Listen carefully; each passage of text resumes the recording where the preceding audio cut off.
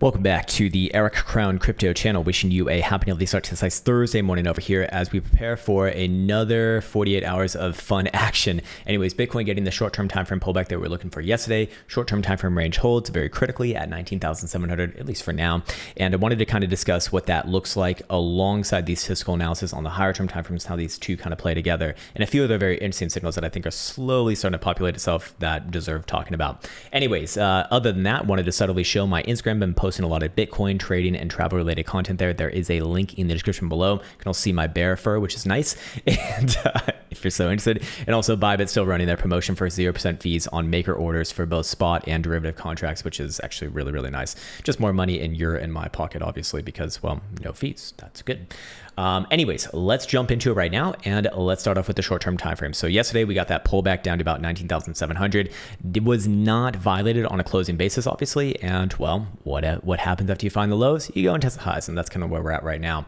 There is short-term time frame regular bearish divergence kind of forming right here. I don't look at this as like a kill shot or anything like that, but likely good for another short-term time frame pullback, perhaps maybe down to about 19,900 or so. But here's the thing: I would not be calling any sort of range resolutions at all whatsoever as of right now until Bitcoin closes below either 19,700 or above the range highs, which is 20,500. If it does close below the bottom side of the range, very likely looking at a move back down about $19,000, and likely even just extends from there back to the bottom side of the daily range, which is all the way down at about 18.5, 18.6 region. By the same token, if it does close above the top side of the medium term time frame range, about 20,500, I would be looking for a big leg up towards about 21,300 to 21,500. So another $1,000 rip or so. Probably goes for more than that as well. Personal opinion, and I'll explain why soon enough once we get to the other analyses. Anyways, in the short-term timeframes, should be known that stochastic momentum is kind of flippy-floppy here. 4-hour stochastic momentum will turn actually to the upside above 20,190. It's currently trading about $50 above there. But again, that's on a closing basis with very, very low volatility. I should add as well. 3-hour time frame is also going to be up right now too, as long as Bitcoin's above 20,290, which is currently below. So again, not super comfy in there for the short term, at least in my opinion. Bi-hourly is going to be up above 20,000. Hourly is going to be down if it can load, because it always takes some time.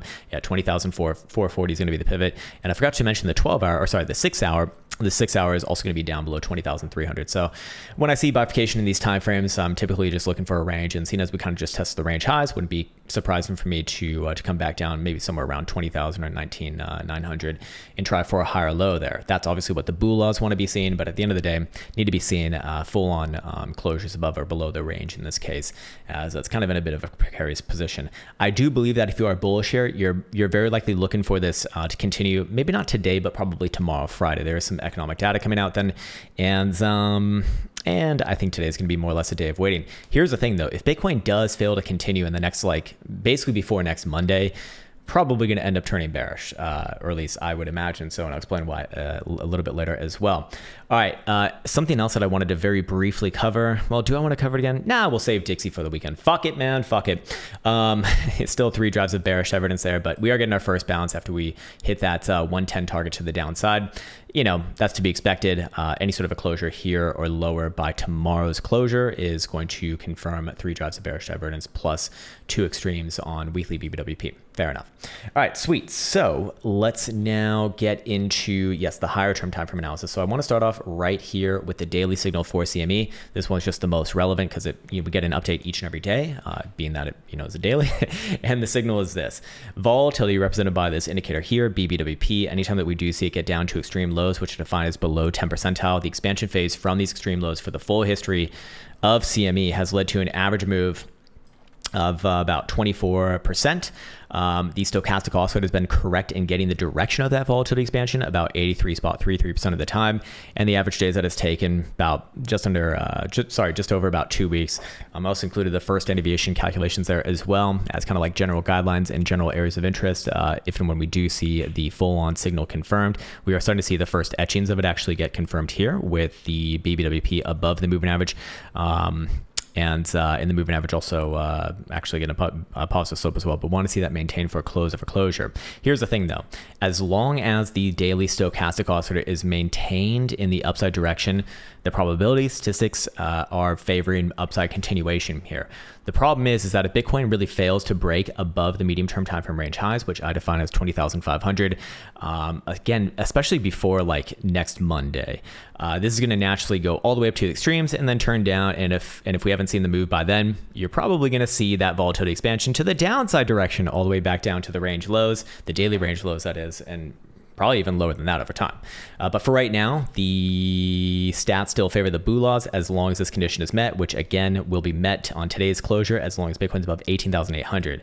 Really do want to see it actually bust above the, it needs to do some busting action, some good old busting action above about 20,500.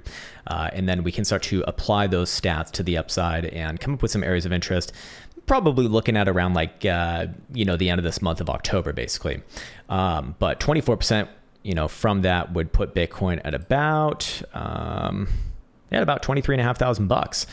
So if Bitcoin does even start to close above 20,500, not only what I call another $1,000 move, basically $1,000 move to 21.5 or so, probably does extend throughout the end of this month, somewhere around 23.5.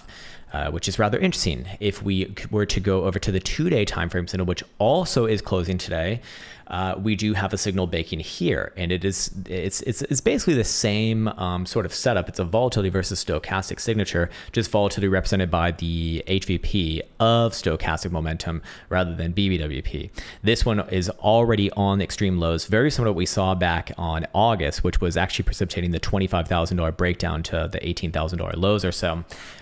This one is, I mean, if we start to see a positive slope on the next closure, which is tonight, that's going to be a good indication that this one is also going to play hand in hand with the daily, and the upside is going to continue to be favored as long as the stochastic momentum pivot is maintained, which is 18,800, very similar to the daily as well.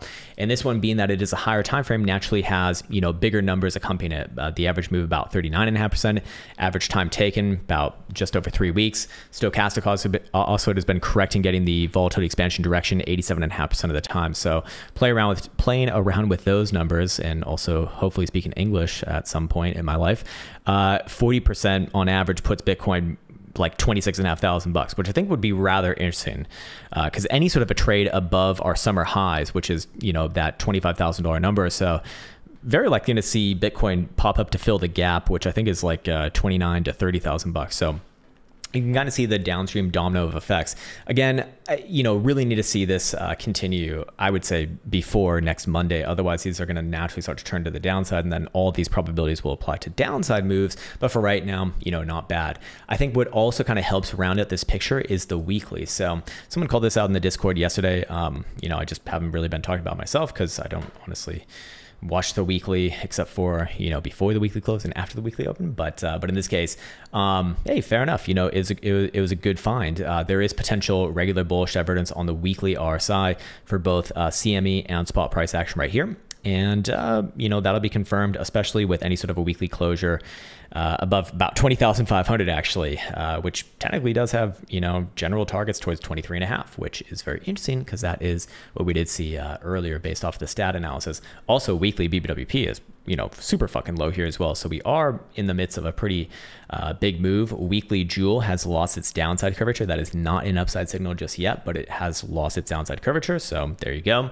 And then also what's, or at least what I think is interesting here, is the weekly stochastic oscillator will turn up by tomorrow for CME, because CME closes the weekly tomorrow, above 18,850. So barring like a $1,200, $1,400 red dildo before tomorrow, which definitely possible, by the way, definitely fucking possible. I do kind of favor the upside here. To me, it kind of makes a little more sense that Bitcoin puts in a bit of another bear market rally before potentially going lower. Sentiment is just so like egregiously bearish right now, or at least that's what I can kind of gather. Maybe I'm in my own echo chamber. Fair enough, probably am. But you could definitely be right on direction, you know, continuing to the downside over time. But it doesn't mean that things can't have a nice balance in between there, as things typically don't go straight up in a line nor straight down in a line, except for like the culmination of the final event for a parabolic blow of tops or capitulation. Anyways, my ear is itching and it is time for me to sign off. I want to be wishing you the best yet again. Take care, much love, and see you hopefully soon.